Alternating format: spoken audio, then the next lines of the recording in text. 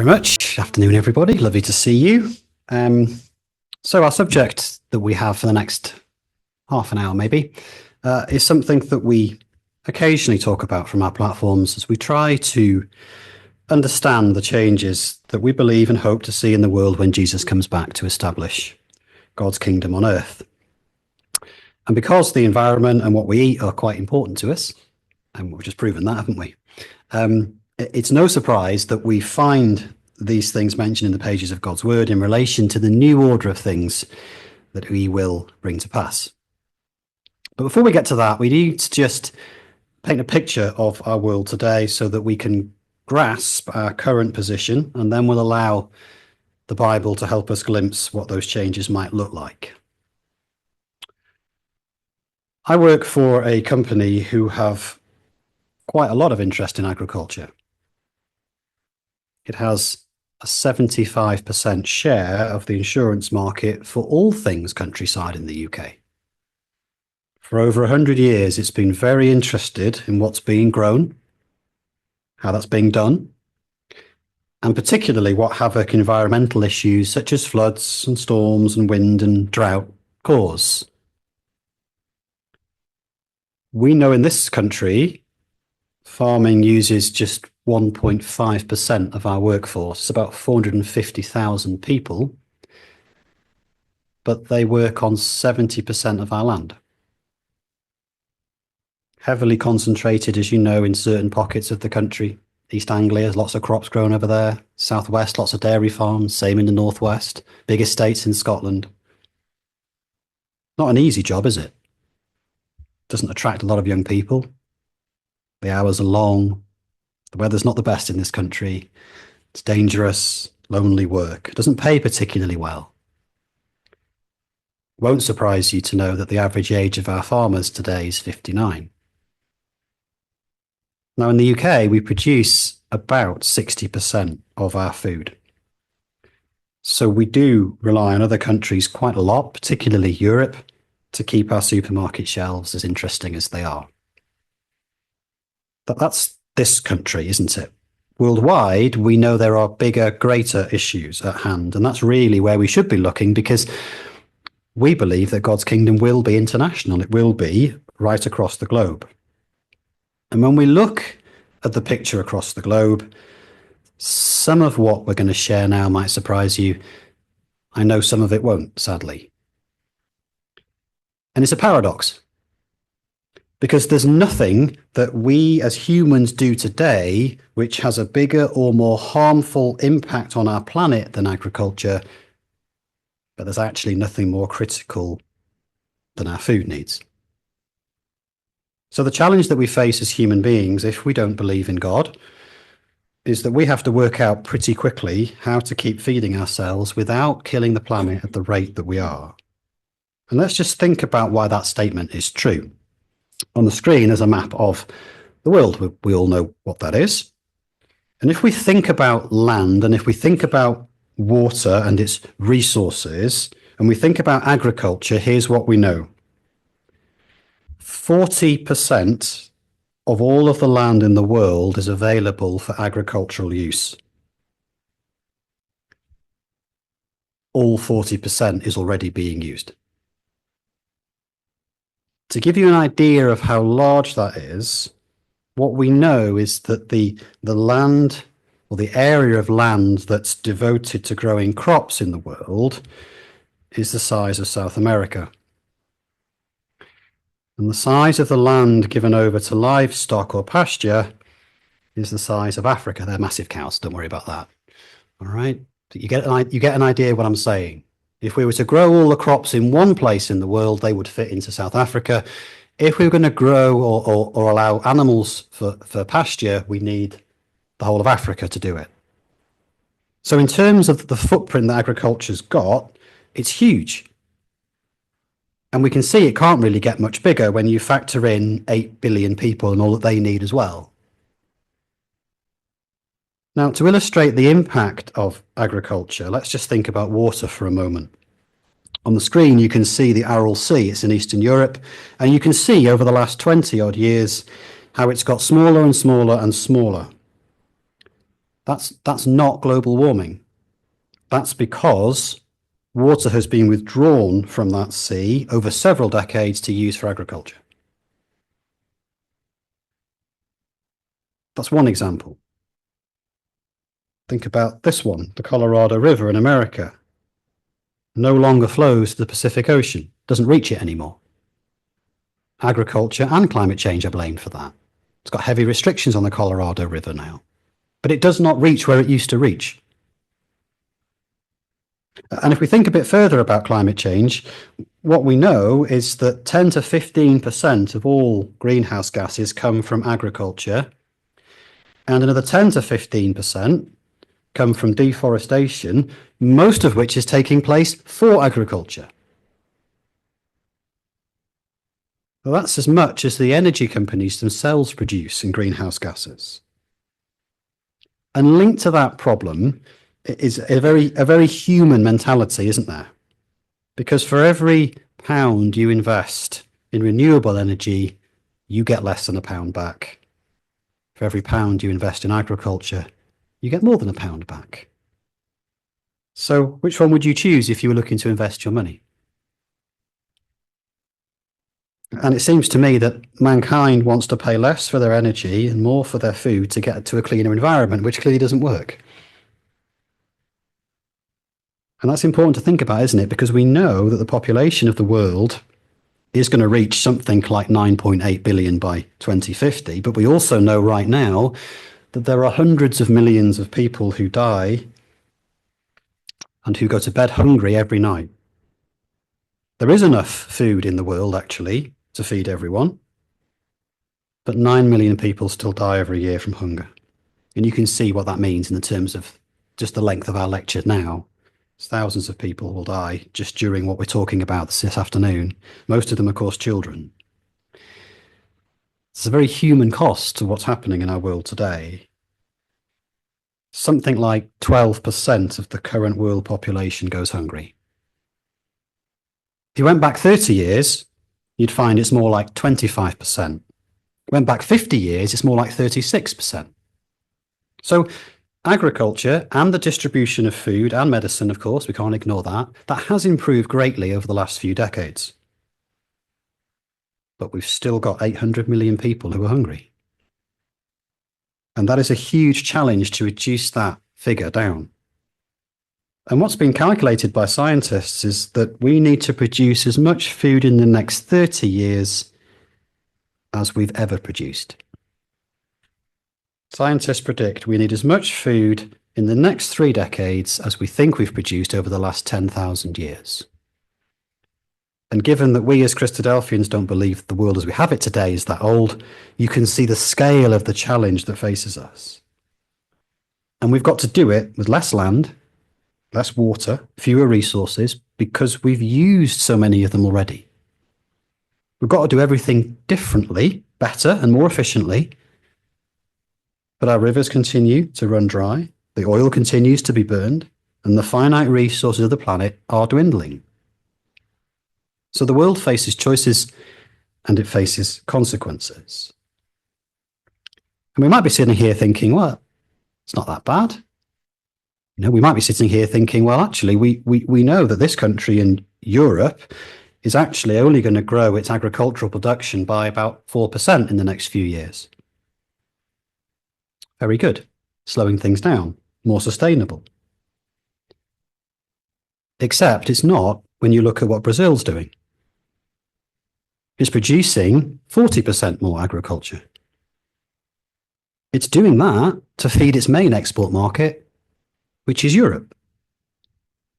So Europe's taken a low productivity, low intensity approach to agriculture, and the result is it actually can't sustain itself. So what it has to do is import all its animal need feeds from Brazil. 70% Europe imports to feed its animals. And Brazil's the country that seems to be in favour for doing this. And remember what we said? 80% of deforestation in that country is for agriculture, it's for us. So Europe, along with China, is currently the largest driver, the biggest reason for global deforestation. So just because locally we think we might be getting it right, doesn't mean that the rest of the world is able to do so as well. And it is a paradox, isn't it, really? Because what we're seeing is that people have never cared more, but known less about where their food is produced. And the challenge for us in the future is it's not just that the population is growing and growing. It isn't that, is it? The population growth has actually peaked in 1966. It's been declining. But the difference is that we're living longer. Good news if you're a human being. Bad news for the planet. Because we have to get there without cutting down our forests and without draining all of our lakes and rivers and without burning all of our fossil fuels, without pouring all the plastics and other waste into the sea. Whilst we all know that the world is heating up and the weather gets more strange, and there's an urgent need to produce more food than we ever have in the past. So can mankind do it? You know, can all the amazing advancements and technology that we have and the science behind it feed us all? Or is the tipping point coming when the world will literally be starving and broken because it can't sustain its population? Can't recover from the damage that it's caused the planet. So a bit depressing, really, in a way, isn't it? But it does lead us on to the second part of our talk now as we open our Bibles and our minds to the beautiful alternative, because we believe that the answer to these problems is in God's word. So let's start with a very simple concept, shall we, about who owns the earth. People outside of this hall would say, well, it belongs to the human race. It's our planet, nobody else's. Well, I think we'll find that right from the beginning, that's not the case. Genesis chapter 1 tells us very clearly that God did something. In the beginning, God created the heaven and the earth was without form and void. Darkness was upon the face of the deep, and the Spirit of God moved upon the face of the waters. That's what happened. There was an intervention. God looked and he took something that was without form and void, something that was as empty as the other planets in our solar system, and did something with it. And he didn't just create a beautiful looking planet and a garden in it for him to look at. He went a bit further. And in Isaiah's prophecy in chapter 45, Isaiah says, "Thus saith the Lord that created the heavens, God himself that formed the earth and made it. He hath established it. He created it not in vain. He formed it to be inhabited." So it was a world deliberately created to be filled with living things. God designed and brought into being a planet that could be inhabited. And the Bible's clear that it was all in balance. Plant life, animal life, all perfectly blended with their environment. It wasn't then what it is today. You can see that if you were to look at Genesis chapter 2 and verse 7, where it tells us that the Lord God formed man of the dust of the ground and breathed into his nostrils the breath of life, and man became a living soul. We understand what that's saying. Here is brought into existence via God's power the race of beings whom God intended would inhabit the earth, as mentioned there in Isaiah, and they would have a degree of control over it. God says you're going to have dominion over the earth. That word dominion is very different to the word rule. The sun, moon, and the stars have rulership over the tides and the things that affect the planet. What mankind has is a subset of that, dominion. They're able to break bits off in a sense and use them for their uses. That's what it means. And it tells us in verse 15 of that second chapter in Genesis that God made mankind and he put him into a garden to dress it and to keep it. So when I read that, I think, okay, so right from the beginning of creation, the Bible's clear. God intended for man and woman to be intrinsically linked to working with the earth. He was part of that creation. The first job he was given, apart from naming the animals, was to look after that garden. It's a type of agriculture, isn't it? And all was good to begin with. Adam was joined by Eve, and together they lived in Eden, enjoying the specialness of that place. And that might have continued had it not been for Genesis chapter 3, where we know that Adam and Eve sinned. They disobeyed God's commands, and as a result, things changed, and for the worse as far as our relationship with the earth went. And in Genesis 3, verse 19, Adam is told, "In the sweat of thy face shalt thou eat bread till thou return to the ground, for out of it wast thou taken, for dust thou art, and to dust shalt thou return." And since that time, man's found it harder to work with the earth, harder to feed himself from the ground on which he walks. Don't think it was the same in Eden. Everything was in balance then. The ground and plant life gave Adam and Eve all they needed without the level of work that we needed after Genesis chapter 3. And that battle for food has been ongoing since that time. And over time, man's got steadily better at agriculture. That's what that image is showing us. It's amazing what you can see now. You can wander into Lincolnshire and you can find dairy farms that run 24 hours a day with just about nobody in sight. The cows wander in onto giant turntables, they're milked, medicated, and by the time the turntable's gone round once, off they go, ready to do it again the next day. You see people driving the manure trucks in and out and in and out, and that's all mankind's needed for. Genius, really.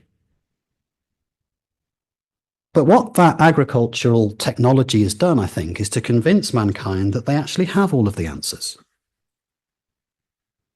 That the earth is theirs to do with what they want. That it is something they can control and be believing that they are masters of their own destiny. That's simply not the case. And there's a couple of passages, I think, that tell us about the control that God has over this world, and especially how it's his hand that still feeds us. Because God didn't just create, he didn't just bring into being a planet that he left spinning in space that occasionally comes to look at. He didn't just originate. He's also preserving, sustaining, and looking after that creation. Job chapter 34, verse 14 says this: "If he set his heart upon man, if he gather unto himself his spirit and his breath, all flesh shall perish together, and man shall turn again to dust." It is God who sustains the planet in its absolute sense, and Job tells us that. From dust we were made, to dust we go back to, but in between, it's God's breath that sustains this planet. And the Bible paints the picture for us of a creator who crafted something carefully, thoughtfully, and who brought it into existence to keep it a living, breathing thing. Just come to Psalm 146 and have a look at what it says here, talking about the mightiness of God's power. Psalm 146, verse 6, it says that God, which made heaven and earth, the sea, and all that therein is, which keepeth truth forever, which executeth judgment for the oppressed, which giveth food to the hungry. And those verses are telling us that as much as man has a relationship with the earth and uses it to sustain himself, all of that is only possible because of God's continued care for the earth. The creator still meets the needs of his creatures. He provides food, comfort, and strength for us. And over the page in Psalm 147, look at what it tells us he does. Think about this in the context of agriculture. God, who covereth the heaven with clouds, who prepares rain for the earth, who maketh grass to grow upon the mountains, he gives to the beast his food, to the young ravens which cry. The world was formed with balance, and it was formed to give food to all the creatures God created on it. Otherwise, those creatures wouldn't have survived. And it's God who looks after it. Man's agricultural activities are continuous, 24/7. So are God's. It's just as necessary that he does that now as it's ever been in the past. Whether we choose to recognize it or not, one fact is true. Every day we experience God's action as our preserver, our governor, and our provider. God's not this all-powerful but impersonal force in the universe. He is a personal God with a character of moral perfection. So what that means is that God is not only sustaining his creation, he's actively guiding all things so that he will eventually be glorified. Numbers 14, verse 21 is often mentioned from our platforms. As truly as I live, all the earth shall be filled with the glory of the Lord. But that can only happen if there's a change. Because the world today is very, very sick. We all know that. You've seen some of the things that man has done and is doing to the planet. Those are things that God never intended for this world. And because God's creation has been marred by human rebellion against his will, because it contains sin and death, the activity of God is a work of restoration. His purpose through his Son is that the world will be cleansed of the sin and the evil, and people's hearts will be won back for God. I'm sure we've all felt over the last few years, or just the courses of our lives, the moral standards, the moral change in people around us. The further away this country gets from the things that it used to believe as Christian values, they're not there. And those changes need to be made inside people, don't they, to start with? God is very keen to establish his will and purpose, to fill the world with his glory. But initially, a renewed environment can only come with a change to people, righteousness. People are not going to clean up the environmental pollution they're causing until they first start to clean up the moral pollution, the way they think, the things they do. We know that won't happen this side of the kingdom. For the environment to begin to change, men and women must change as well. In Isaiah chapter 11, we're given some idea of what that change will look like. Isaiah 11 verse 9, "They shall not hurt nor destroy in all my holy mountain, for the earth shall be full of the knowledge of the Lord as the waters cover the sea." That's clearly not how things are today. But that's where the world will get to. A world where a deep, reverential and appreciative understanding of God and his ways will govern what people do. We know that's going to happen because God's going to intervene in the most dramatic way possible. Just hold a finger in Isaiah and come with me to 2 Peter chapter 3. Come to the New Testament, 2 Peter chapter 3. Let's have a look at this. 2 Peter chapter 3 and verse 10. "But the day of the Lord will come as a thief in the night, in the which the heavens shall pass away with a great noise, and the elements shall melt with fervent heat, and the earth also and the works that are therein shall be burned up. Seeing then that all these things shall be dissolved, what manner of persons ought ye to be in all holy conversation and godliness, looking for and hasting unto the coming of the day of God, wherein the heavens, being on fire, shall be dissolved, and the elements shall melt with fervent heat. Nevertheless, we, according to his promise, look for a new heavens and a new earth, wherein dwelleth righteousness." And that's the key environmental change we are needing to see first. An environment where righteousness, where right doing as far as God is concerned, is prevalent. And if you come back to Isaiah now in chapter 2, it becomes even clearer what sort of mentality the human population will have in that new earth. Isaiah chapter 2 in verse 2. Well, let's start at verse 1. "It comes to pass in the last days that the mountain of the Lord's house shall be established at the top of the mountains, and shall be exalted above the hills, and all nations shall flow unto it.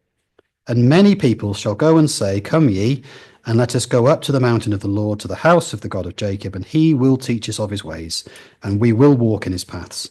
For out of Zion shall go forth the law, and the word of the Lord from Jerusalem.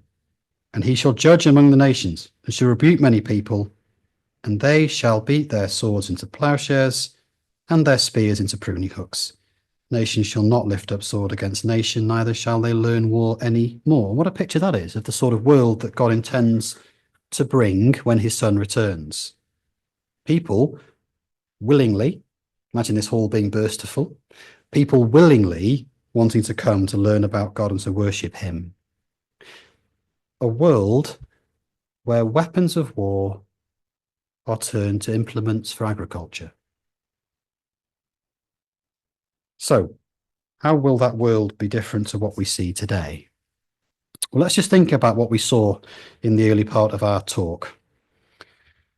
We've seen that our problems are the fact that we're using up our natural resources too quickly, Deforestation for agriculture is irreversibly harming the environment. Millions and millions die from hunger, especially children, and global warming and extreme weather continues to rise. What does the Bible say about those issues? What we know in God's kingdom is that water really won't be a problem. Just one example for you from Isaiah 35. For in the wilderness, the desert, shall waters break out and streams flow. And the parched ground shall become a pool, and the thirsty land springs of water. In the habitation of dragons, where each lay, shall be grass with reeds and rushes.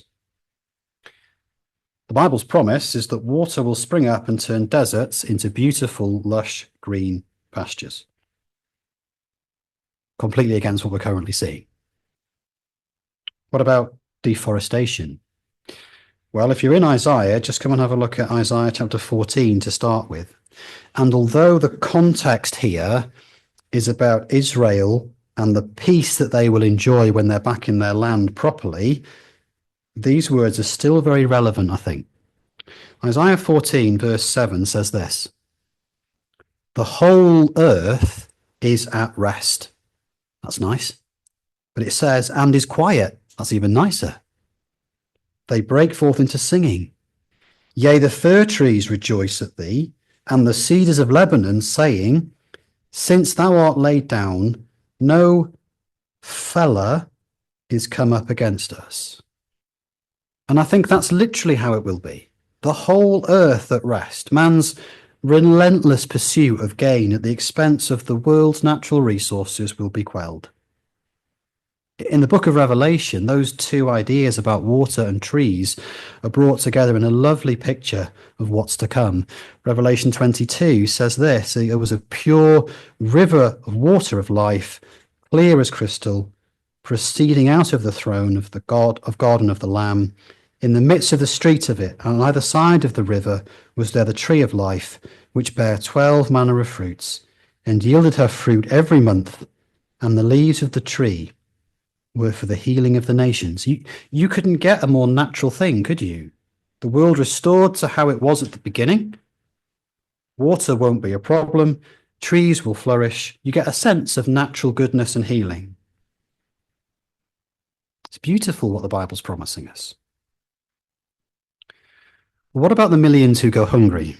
What does the Bible say about that? Well, Psalm 72 and verse 12. So what this tells us this: for he, God, shall deliver the needy when he crieth, the poor also, and him that hath no helper. He shall spare the poor and needy, and shall save the souls of the needy. That's what God is promising to do in his kingdom. I'll help the poor and the needy. And there are tens of millions of those today. Verse 16 of that chapter explains how. There shall be an handful of corn in the earth upon the top of the mountains. The fruit thereof shall shake like Lebanon, and they of the city shall flourish like the grass of the earth. The promise of this psalm is beautiful if you think about it. What it's saying is, food will grow in places it doesn't today, on the tops of mountains. Farmers do not grow things on the top of mountains. They grow them in the valleys below. But in the kingdom, food grows everywhere, and therefore no one will go hungry. They will flourish, that verse says. Finally then, what about the actual environment? Well, obviously I think we'll see less pollution, better air quality, improved oxygen levels, constant and controlled temperatures, the earth flourishing in the natural way it should, that balance restored with all the goodness that Genesis talks about just after the world was first formed, like brand new.